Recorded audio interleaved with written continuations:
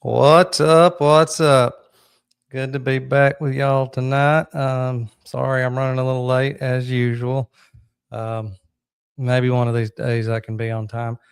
Um, this one is short enough, going to be quick.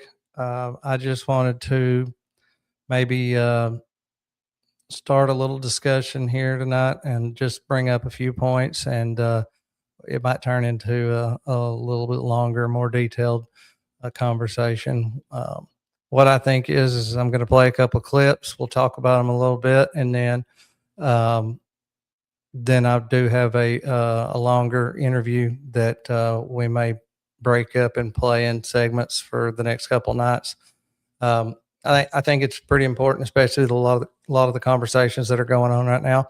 Um, and obviously there's a lot of details to this. There's a lot of back and forth over different aspects, but I think the number one, I think the number one thing, I think the number one problem with everything is the manner in which he was neutralized. Um, Me personally, I don't feel like I don't feel like there's any chance at all that it happened the way they said it happened. I don't think he was shot with a 30-06 for sure. I'm to the point where I don't think I believe that he was shot with anything. Um, that being said, that doesn't mean that I don't think he was struck with anything. Um, I've heard a lot of different theories. I've heard the palm gun theories. I've heard the drone theories, the camera guns, the iPhone guns. Some of them pretty wild. The trap door, somebody popped up out of the trap door and took a shot at him. Nothing wrong with people having those conversations if that's what they want to dig into and they think that's a good way to go, then I guess let them go. But um, for the most part, I've discounted just about everything, and I've tried to keep an open mind. Um, but the one so far, and I'll be honest with you, this one sounded a little outlandish to me when it first was brought up. But for me, the one that is holds the most weight and actually makes the most sense and answers just about all of the questions that we have with the 30-06 to the net theory. It answers just about all of those questions and fills in those gaps in the official narrative.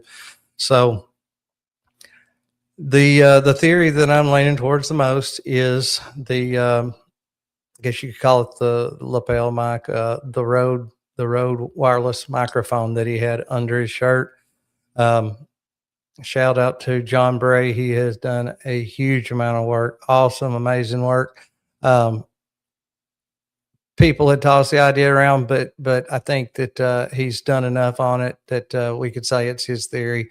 He's definitely take it at the furthest, and he's broken it up and laid it out and made it understandable, and he can really explain every single aspect of it. So we're probably going to be looking at an interview or two that he's done over the next few days. But one thing that I thought was really interesting, and makes sense if you think about it, but it seemed like there were several people that were close to Charlie, people that were involved in not even necessarily the death of, but just involved with Charlie with the whole turning point thing.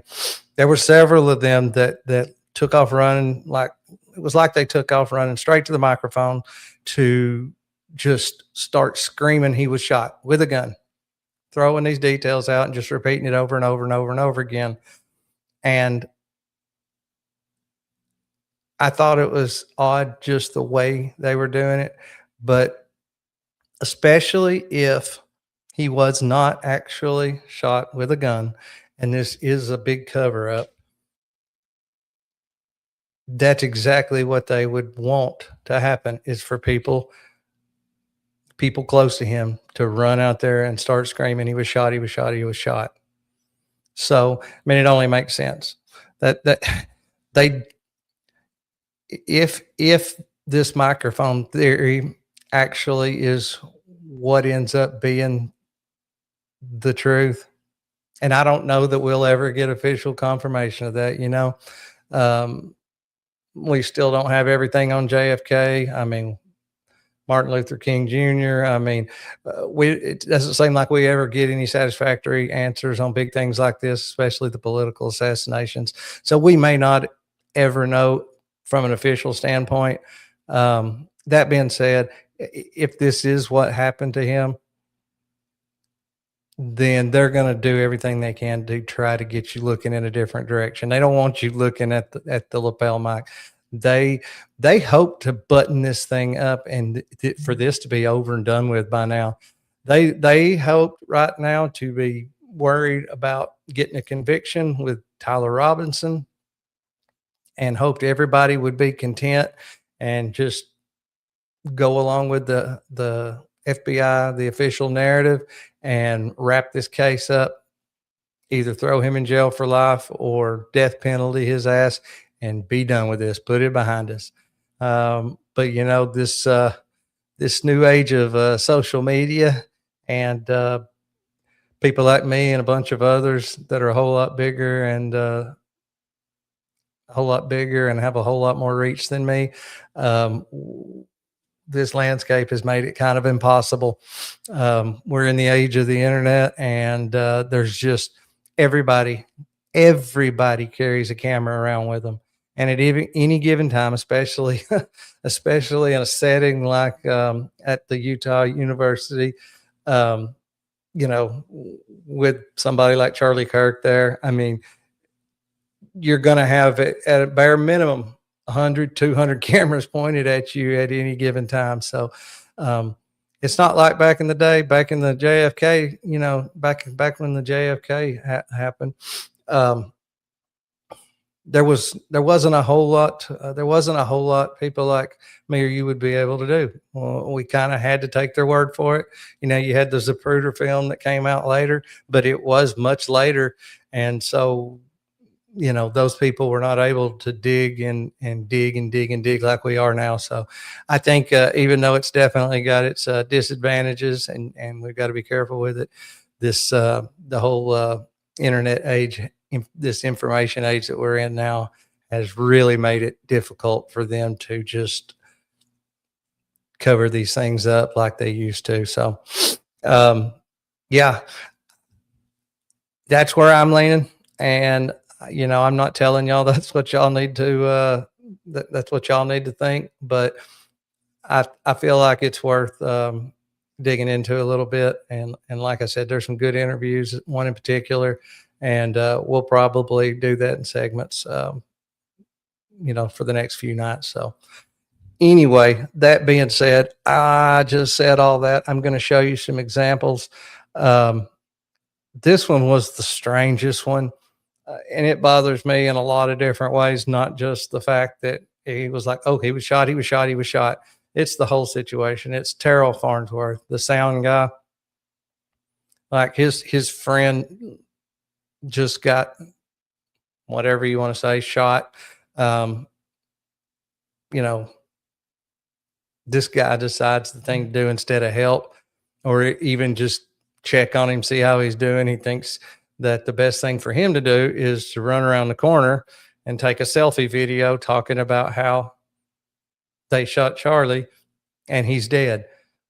Again, like I was saying earlier, it's like, some of these people wanted to get out there in front of everything and make sure everybody understood that he was shot. And the thing about it is he hadn't seen Charlie. He hadn't seen Charlie since the loud bang and they jerked him up and carried him to the vehicle. It's not like he checked on him after that. So, I mean, he really didn't have any way of being sure, but he seemed very confident that he was dead. Anyway, let me shut up and play this clip and see what y'all think about it.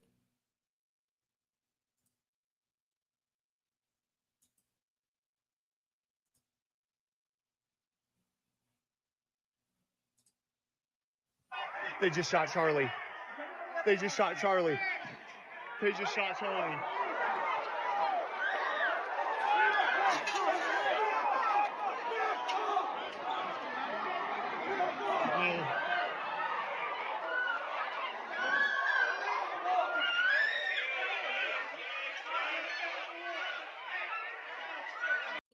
Zero emotion, none whatsoever. And those big ass sunglasses are not hiding tears. Like this guy here, I'm with Candace on this guy. Maybe he didn't do this. Maybe he didn't have anything to do with this, but he's guilty of something. So somewhere along, this is one strange dude. And he's also the one, by the way, as a side note, that immediately, as soon as they got him out of the tent, got him in a vehicle and out of there, decided that the best thing for him to do right off the bat was to literally move the chair that Charlie was sitting in, the actual chair. And this is in a crime scene. Move the chair, stand up in it to pull down a camera and remove the SD cards. I mean, that is a major no-no. I would say it's stupid, but I don't know. I kind of feel like maybe it's not stupid. Maybe he knew what he was doing. I don't know, but he's the one that pulled the SD cards out of the camera. And yeah, let me finish this clip up. I'll shut up. They just shot Charlie.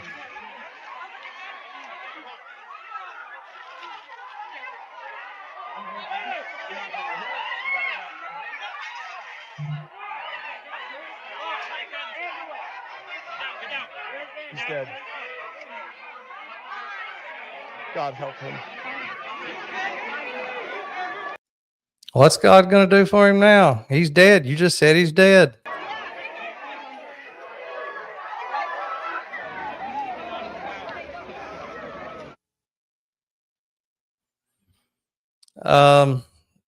Like I said, that is one seriously strange dude. And that is about the weirdest reaction to a friend being shot that I have ever seen in my life. Like I said, no emotion whatsoever. Super, super strange. You could tell he was trying to make some faces here and there and, lay his head back against the concrete like he was just, but yeah, very, very, very, very poor, shitty acting. So yeah, another example of people rushing to the microphone to talk about how he was most definitely shot was Brian Harpo, the head of the security team. So let me add that in here and play that. See what he has to say. I've got my back to Charlie about, I don't know, less than amateur hour. Sorry. Here we go. Let's try that again. I've got my back to Charlie about, I don't know, less than 10 meters off to his right. And my area of responsibility, we had a lot of people coming up some staircases there, and it was starting to fill in. And so I was watching that, and I remember I heard the gunfire, and then I don't know if you've heard this, but I heard that bullet slap him. And so so you hear two sounds actually. And so you hear the actual shot, and then you hear the bullet hit him in the neck, like you hear it. And so in my head, I had an attribution to that. Oop, I know what that is. All right, so there's a couple points there, and actually, before I do that, let's see, Lindsay Lewis, 1237. Yeah, I don't think he's in shock. To me, he doesn't look shocked at all. I could be wrong, and this is allegedly, of course, but at the end of the day, all things considered, just the way he's acted and the things that he's done, I just have a hard time believing he was shocked about any of that. I just, I don't know. Seems like he knew what was going on. That's my take on it. I don't know. Well, let me back this up one time because there was a point I wanted to make and I did not do it. I've got my back to Charlie about, I don't know, less than 10 meters off to his right. And my area of responsibility, we had a lot of people coming up some staircases there, and it was starting to fill in. And so I was watching that, and I remember I heard the gunfire, and then I don't know if you've heard this, but I heard that bullet slap him. And so He's a ex-Navy SEAL. I don't know if you've heard this. I'd say if it has anything to do with people getting shot, he's probably heard it. So I thought that was kind of dumb, but anyway. so you hear two sounds actually, and so you hear the actual shot, and then you hear the bullet hit him in the neck. Like, Okay, so this guy's full of shit, and just about everything he says during this interview is just so bad, and he's just terrible. Ryan Harpo's terrible. That being said, I just wanted to point out he's talking about what it sounds like when somebody gets shot. He talks about hearing the slap and hearing the gunfire. So what he's saying is he heard the slap of it hitting his neck. I'm sorry. He heard the gunfire, and then he heard it slap when it hit him in the neck. So to start with, that is not right. That's not the way you would hear it. At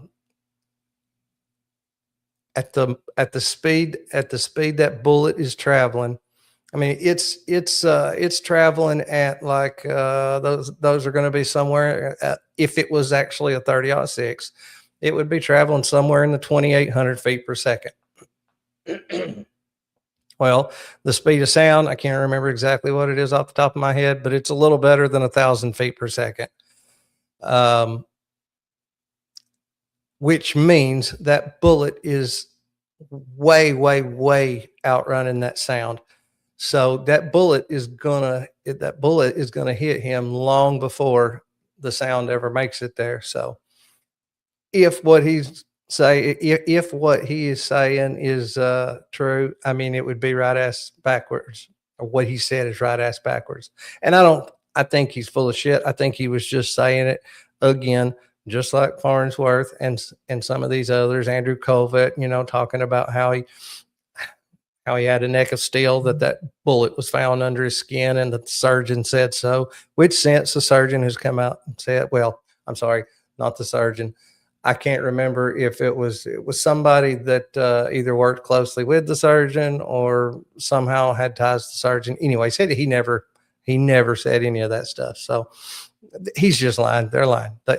Like I said, they tried really hard right off the get-go to get that narrative out there and make sure to run straight to the microphones and say he was shot. Because I think they did not want anybody looking at any of these other alternatives.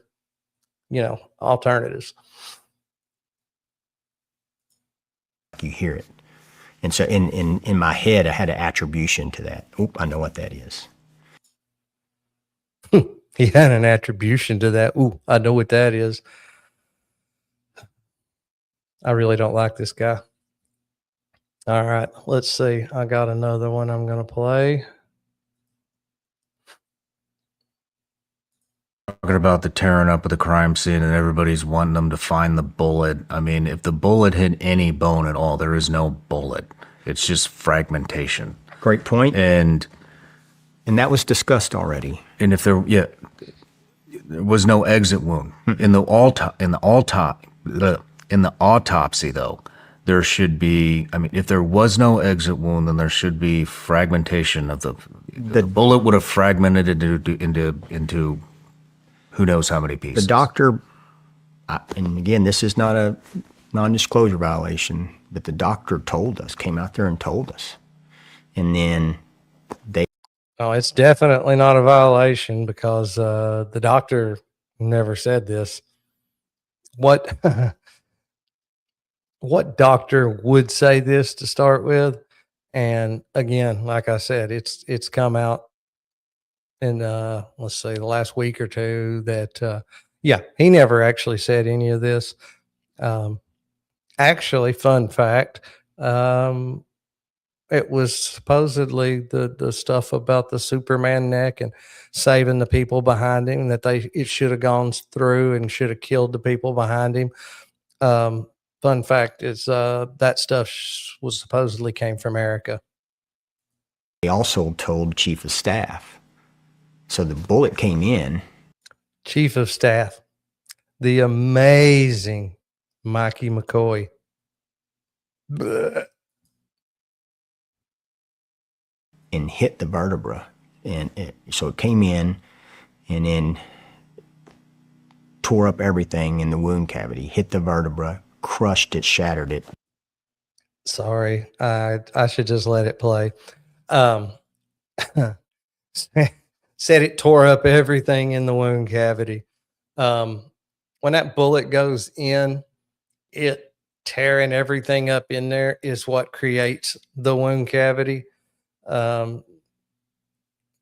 The way he says that, I mean, it sounds like they shot into an open wound. Said the bullet tore up everything in the wound cavity. If the bullet had hit him, the bullet would have gone in and created a massive wound cavity. And tore up everything in the wound cavity, hit the vertebra, crushed it, shattered it, turned, crushed the second one, turned, kept going down all the way. I think they said C6. Holy shit. Yeah, it's like, why not put that info out? Why not put it out? Because it ain't true. And when the autopsy report finally comes out, if we get an autopsy report, guess what? Somebody's going to look stupid and possibly be in some deep shit for lying. So that's why. This bullshit story is exactly that. Bullshit. And then Why wouldn't they put that out? And Because it ain't true. if it do me a favor, don't make me do it. It's not my job. And so then it got to here, and you're exactly right. And then hit, I think, 6, and then fragged. So this bullet came in like so, left side, hit his neck, and I guess hit the vertebrae, and then turned and went straight down. So this bullet traveling at between 2,800, 3,000 feet per second, when it went into his neck and then hit that little bitty neck bone of his, made a 90-degree turn and went straight down. Sorry, I don't buy it. For a bullet to turn like that, yes, when a bullet goes in, it can slightly divert one way or the other. I mean, it can slightly change its course, but it's just plain Jane basic physics that for that bullet to turn like that, it has to meet something with an equal amount of force. It has to meet something with enough force to equal the bullet's force.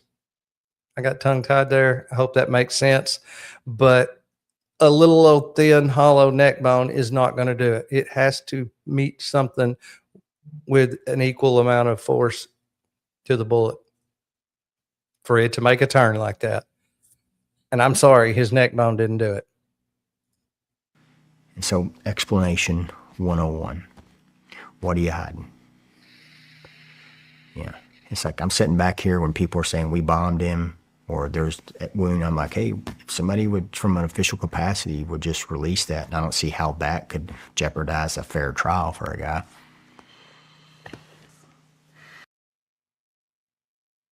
He might come a little bit closer to getting a fair trial. If I was the defense, I'd be all over this. That's just me. That is just me.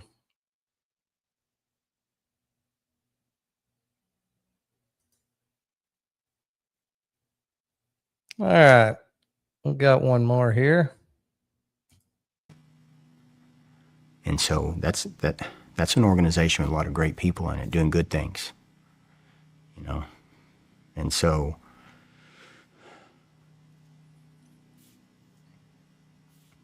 where do we draw the line?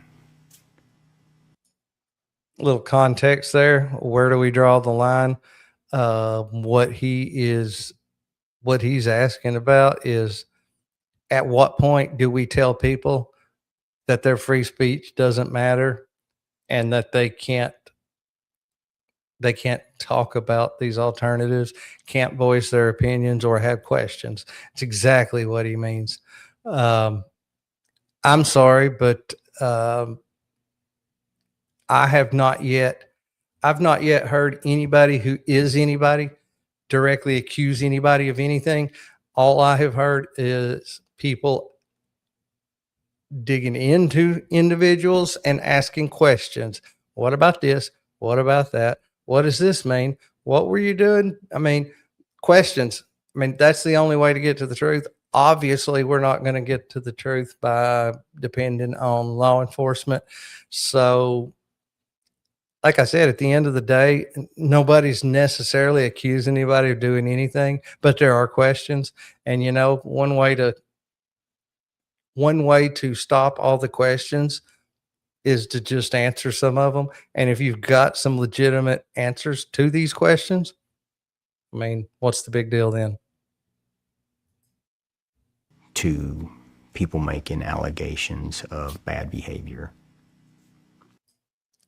I mean, I'm sorry, but in any murder investigation that has ever happened, I mean, any murder investigation in the history of murder investigations, who was the first person that gets looked at? I mean, unless somebody literally sat out there and watched it happen, and there's no doubt whatsoever, if there is any amount of investigating that has to be done, the very first people that get looked at are the people that are closest. It's going to be a spouse. It's going to be coworker. It's going to be security team, possibly. So these aren't necessarily allegations, but to act like it's wrong to have questions about people that are close to him is just asinine. I mean, it's just absolutely ridiculous. I'm getting so tired of hearing this. Everybody that's got questions is a shitty person, because who would think something like that? Who would insinuate something like that? Anybody that knows how stuff like this goes 90% of the time, I mean, it seems like it all, trust me, I watch plenty of ID channel. Seems like it's always the spouse. And if not, it's somebody close. Very rarely do 100% strangers just randomly kill somebody. It's a huge question. I mean, could you imagine? Think of this for a second. You've lost friends. And could you imagine somebody reporting that one of your friends, his wife, was responsible for their death? What would you want to do to him?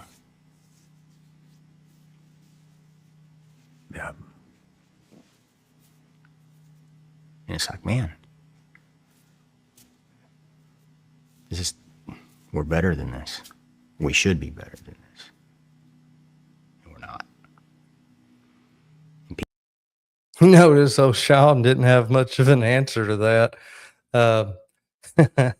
He wasn't going to touch that one. He's just going to leave that alone.